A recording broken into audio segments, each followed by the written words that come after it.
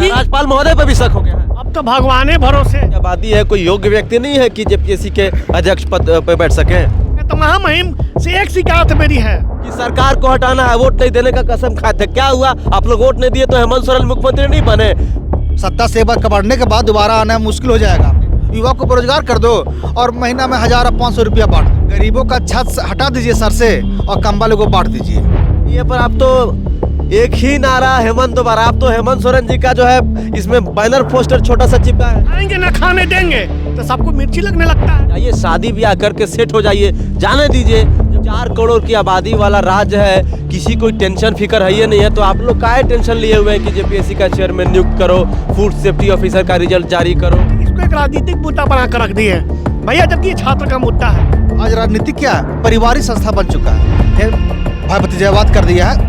Exam fear नाम का हो, बाकी सारा पैसा चूस लेना है। अपना पेट खाली मत देखिए। और सरकार तो अभी सिर्फ चल रही है मैया समान योजना में, क्योंकि राजकोष आज तो कल खाली होने जा रहा है। हेमंत सरकार किस स्पीड से चल रही है, आप बस इसी से अंदाजा लगा सकते हैं कि पिछले 6 महीने से जेपीएससी के चेयरमैन नियुक्त नहीं हो पाए हैं। आप इसी से अंदाजा लगाइए कि अगस्त से जो है जेपीएससी का जो अध्यक्ष पद होता है वो खाली पड़ा हुआ है। जो जेपीएससी के जो अभ्यर्थी हैं, जैसे छात्र नेता सत्यनारायण शुक्ला जी हैं, कई दरवाज़ा खटखटा लिए हैं। राज्यपाल महोदय से 2 बार मिले हैं, मुख्यमंत्री जी से मुलाकात किए हैं, मुख्य सचिव जी से मुलाकात किए हैं, लेकिन अभी तक जेपीएससी के चेयरमैन नियुक्त नहीं हो पाए हैं। जैसा कि आपको पता है कि जेपीएससी और जेएसएससी के द्वारा जो ली जाती है एग्ज़ाम, सीजीएल का जो एग्ज़ाम है वो भी मामला अभी तक अटका हुआ है। 22 जनवरी को हेयरिंग था, उसके बाद डेट दे दिया गया कि अब अगला हेयरिंग 26 मार्च को होगा। तो फाइनल रिजल्ट पर वैसे ही रोक लगा दिया गया हाईकोर्ट के द्वारा। तो इधर जेपीएससी के चेयरमैन नियुक्त नहीं हो पाए हैं, उधर सीजीएल का भी मामला लटक गया है। और जनवरी में एक प्रेस कॉन्फ्रेंस किया था जेएमएम के केंद्रीय प्रवक्ता ने, जिनका नाम है सुप्रियो भट्टाचार्य जी। उन्होंने कहा था कि खरवास के बाद संभवतः जेपीएससी के चेयरमैन नियुक्त हो जाएंगे, लेकिन खरवास खत्म हो गया, अभी तक चेयरमैन नियुक्त नहीं हो पाए। हो सकता है कि आने वाले 14 फरवरी को जो वैलेंटाइन डे होता है उसके बाद हो जाए। बाकी सत्यनारायण शुक्ला जी दर भटक रहे हैं, आगे क्या प्लानिंग किए हुए हैं। प्रकाश जी हैं और भी लोग हैं, आइए इनसे बातचीत करके जानने का प्रयास करते हैं कि जेपीएससी के चेयरमैन नियुक्त होंगे भी कि नहीं होंगे। आप तमाम लोगों को झारखंडी जोहार।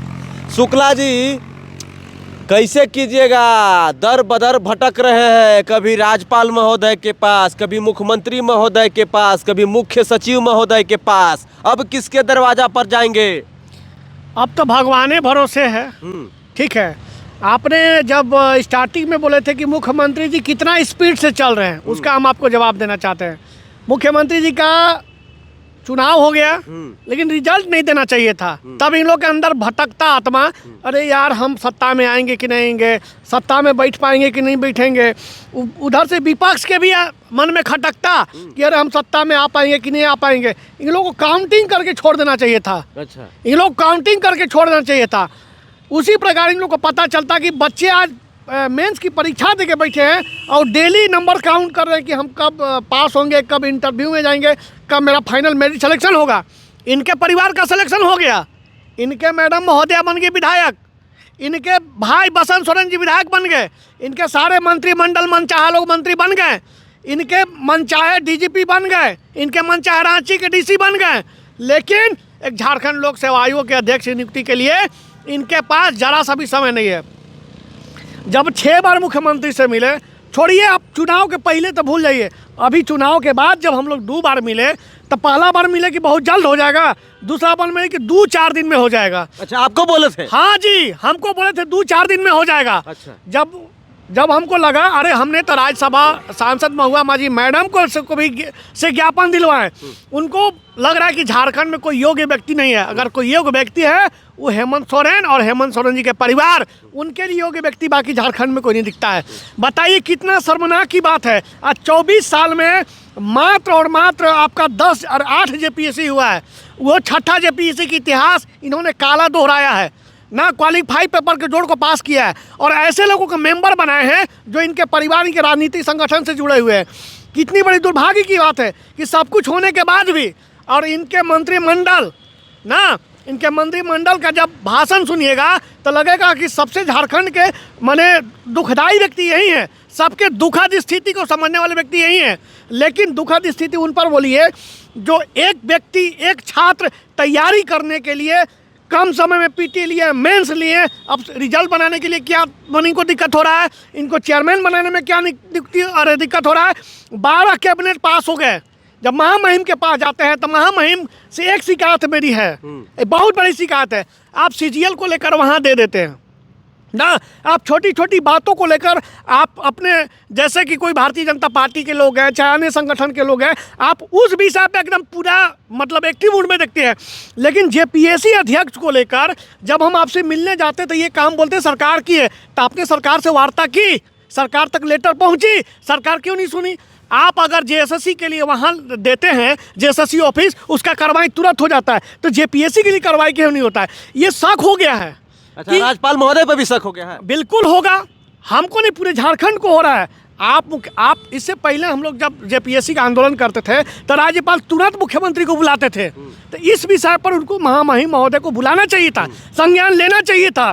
ऐसा नहीं है, हम लोग दर दर भटक 6 बार आंदोलन किए, 6 बार आंदोलन किए, और झारखंड के पहली बार इतिहास में जब से सत्यनारायण शुक्ल आया, मतलब एक ही मोटिव है, न खाएंगे न खाने देंगे, तो सबको मिर्ची लगने लगता है कि जब पहली बार झारखंड में फेयर एग्जाम हुआ, पहली बार फेयर रिजल्ट हो रहा है, पहली बार झारखंड के मजदूर किसान के बच्चे इस बार जेपीएससी का जो चेहरा है बीडीओ सीओ डीएसपी बनने का, हम लोग के अपने संघर्ष से लगातार जिस प्रकार हम मेहनत किए हैं, ये झारखंड का इतिहास गवाह है कि हमने दर दर भटका है, दर दर लोगों के बीच गए हैं, लेकिन सब कुछ होने के बाद भी इसको एक राजनीतिक मुद्दा बना कर रख दिए हैं। भैया जबकि ये छात्र का मुद्दा है तो बहुत बड़ा दुख का विषय है कि हम लोग, और एक चीज़ और हम पूछना चाहते हैं, सरकार बड़ा कि उच्च न्यायालय बड़ा? तो सरकार कहेगा कि हम बड़ा, जबकि उच्च न्यायालय के आदेश के बाद भी, अरे छोड़िए सिस्टम और सरकार छोड़िए, हमने उच्च न्यायालय के शरण में गया। एसएन पाठक सर के बेंच पर ये बात करवाई हुई, बोले कि अर्जेंटली त्वरित इसको चेयरमैन नियुक्त किया जाए, लेकिन अब थक गए हैं। अब देखिए, अच्छा, उच्च न्यायालय के बात को भी नहीं माना गया? बिल्कुल, मेरे पास जो है ना प्रूफ, ये देखिए उच्च न्यायालय का, ये देखिए हम लोग राज्यपाल से तो मिले ही हैं, ये देखिए राज्यपाल से मिले ही हैं, और ये देखिए एसएन पाठक के बेंच पर ये फाइनल जजमेंट आया है ना, इसमें बोले कि आप त्वरित जेपीएससी का अध्यक्ष नियुक्त करिए और जल्द से जल्द रिजल्ट जारी करिए।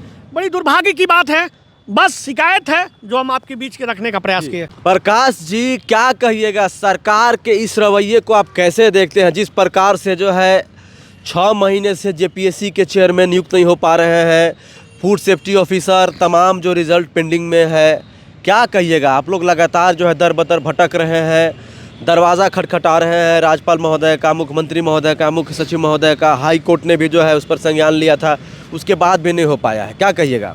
देखिए इसमें तो एक ही चीज़ कहेंगे हम, कि ये झारखंड का दुर्भाग्य है, और साथ में झारखंड के जितने भी जनता और छात्र हैं उसका दुर्भाग्य है कि वो झारखंड में पैदा हुए हैं, और हम लोग कोस रहे हैं कि मतलब कि कहाँ बैठ चुके हम लोग हैं।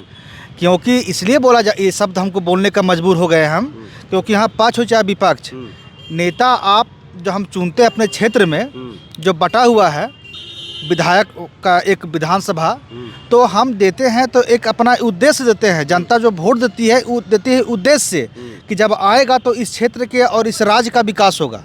लेकिन आज लगभग 6 महीना हो गया है कि जेपीएससी अध्यक्ष नियुक्त नहीं किया जा रहा है, नहीं हो पा रहा है। लग रहा है जैसा कि अंदरूनी और हमारा आत्मा बोल रहा है कि सरकार कहीं ना कहीं अपने, जैसे आज राजनीति क्या है, पारिवारिक संस्था बन चुका है। देखिएगा हेमंत सोरेन का तो पूरा खानदान उसमें जुड़ा हुआ है, बाप से लेके भाई भतीजा सब उसमें सम्मिलित है, आने वाले समय में सब हो जाएगा। उसी प्रकार लग रहा है कि एक अपना आदमी हमारा मिल जाए जो जेपीएससी को, आप ये कहना चाह रहे हैं कि उसमें भी अपने शख्स को बैठाना चाह रहे हैं? बस इसी उनको योग्य व्यक्ति और कहीं दिख नहीं रहा।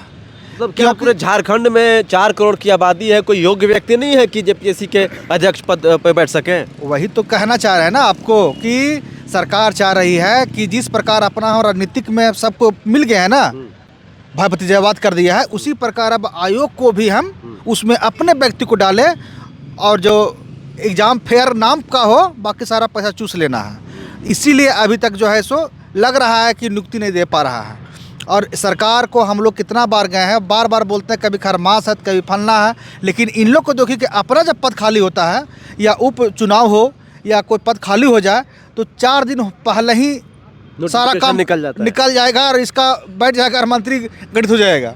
तो इसीलिए हम सरकार से निवेदन करना चाहते हैं कि झारखंड की छात्राओं को देखिए, बच्चों को देखिए और अब जनता को देखिए, अपना पेट खाली मत देखिए। और सरकार तो अभी सिर्फ चल रही है मैया सम्मान योजना में, बस इतना बिजी हो गई है वो सरकार, हेमंत सोरेन सरकार इतना बिजी हो गया है अभी कि बस उसको एक ही चीज़ लग रहा है कहाँ से सारा फंड से पैसा आ जाए और हम जो वादा किए हैं वो पैसा दे दे, क्योंकि राजकोष आज तो कल खाली होने जा रहा है। कहा नहीं गया है राजनीति किसे कहते हैं, परिभाषा आएगा ना, राजनीति किसे कहते हैं, तो उसका सीधा परिभाषा है कि गरीबों का छत हटा दीजिए सर से और कंबल को बांट दीजिए। उसी प्रकार चल रहा है कि बेरोजगारों को यहाँ पर झारखंड में छात्रों को बेरोजगार कर दीजिए, युवा को बेरोजगार कर दो और महीना में 1000-500 रुपया बांट दो। यही है राजनीति, ये राजनीति चल रही है झारखंड में और लग रहा है पूरे देश में भी चलेगी कि पता नहीं, लेकिन झारखंड में चल रही है कि युवाओं को बेरोजगार करके और महीना में 1000-2000 रुपया दे दो, वही ताली पीटेगा। यही हमारा झारखंड का दुर्भाग्य चल रहा है और छात्र जो है सो बिल्कुल परेशान, हताश, निराश हैं।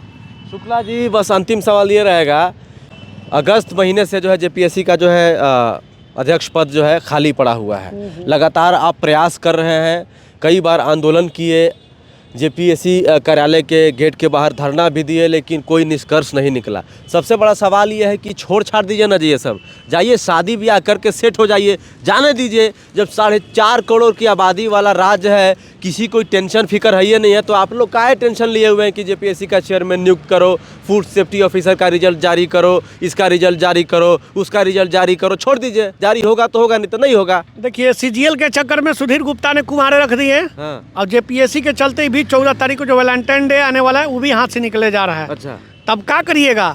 और ये सब सुधीर गुप्ता तो धोखा दिए, बोले कि हम शुक्ला का शादी कराएंगे, वो भी नहीं कराएं। जेपीएससी के चक्कर में जो 14 तारीख को वैलेंटाइन डे है तो सब लड़की छोड़ के भाग जा रही है। अच्छा, क्या है कि आप जब समाज के लिए समय दीजिएगा तब मेरे लिए कब समय दीजिएगा? तो मेरे लिए समाज, मेरे लिए राज्य सबसे बड़ा सर्वोपरि है और हम इसकी लड़ाई कब तक लड़ेंगे?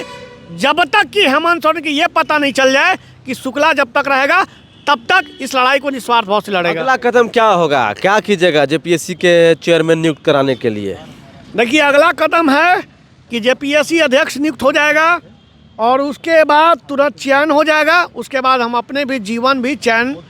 अरे तो नियुक्त होगा तब ना जेपीएससी का अध्यक्ष पद, कहाँ से होंगे? अभी तो कितना समय नहीं मिला। लगता है कि सीजीएल भी कुम्हारा रख देगा, जेपीएससी भी कुम्हारा रख देगा, तो लास्ट में सेवा करेंगे इसी कुम्हारा रख के। चलिए, तो आप इसी से अंदाजा लगा सकते हैं कि झारखंड के बेरोजगार युवा छात्र अभ्यर्थी कितना ज़्यादा परेशान हैं। सीजीएल का भी मामला लटक गया, इधर जेपीएससी का भी मामला लटका हुआ है। अब भगवान भरोसे सब कुछ है, सरकारी नौकरी ये तो आने वाला समय बताएगा। क्या कहना चाह रहे हैं? अच्छा, ये पर आप तो एक ही नारा हेमंत दोबारा, आप तो हेमंत सोरेन जी का जो है इसमें बैनर पोस्टर छोटा सा चिपकाए हैं जी। हाँ, तो चिपकाए नहीं है, हम लोग हेमंत सोरेन के ही वोट दिए हैं। इसलिए दिए थे ना सरकार को कि सरकार दोबारा आएगी ना तो सारा काम तेजी से करेगी। ये हाँ, ये दिखाइए, देखिए देखिए कि जो सीजीएल के जो माफ कीजिएगा जेपीएससी के जो अभ्यर्थी हैं और जो छात्र नेता हैं, उनके मोबाइल पर जो छोटा सा स्टिकर लगा हुआ है वो हेमंत सोरेन जी का लगा हुआ है, जेएमएम पार्टी का लगा हुआ है। तो जेएमएम के आप लोग पार्टी से जुड़े हुए हैं क्या? जेएमएम से ऐसा नहीं, देखिए हम लोग पार्टी से नहीं जुड़े हुए हैं, हम लोग जनता हैं और चाहते हैं कि सरकार जो काम कर रही है वो काम करे। तो मेरा कहना कि हेमंत सोरेन को हम लोग लाएं इसके लिए। अगर आप काम नहीं कीजिएगा और नहीं सुनिएगा ना तो अगला बार फिर वही रहेगा, परेशान हो जाइएगा। सत्ता से एक बार कबाड़ने के बाद दोबारा आना मुश्किल हो जाएगा आपका। इसलिए जो काम है खाली एक ही काम मत कीजिए। नहीं बोला भैया आपको हम कि युवाओं को बेरोजगार करके और सबको दो 2000 दो महीना 500 रुपये 1000 दो, ये काम मत कीजिए, राजनीति मत कीजिए। आप अपने हृदय से जिस जो बोल करके आए हैं छात्रों को और पूरी जनता, झारखंड की जनता को, वो काम करिए, तब आप कुर्सी में बैठे रहिएगा। नहीं तो जिस प्रकार आपको हम लोग अभी ढो रहे हैं ना, कभी भी उतार देंगे मूड़ी से हम लोग अपना। आप लोग 2024 में जब विधानसभा का चुनाव हो रहा था, जैसे 2 महीना पहले आप लोग कह रहे थे, कसम खाए थे, याद है कि नहीं शुक्ला जी, कि सरकार को हटाना है, वोट नहीं देने का कसम खाए थे। क्या हुआ? आप लोग वोट नहीं दिए तो हेमंत सोरेन मुख्यमंत्री नहीं बने।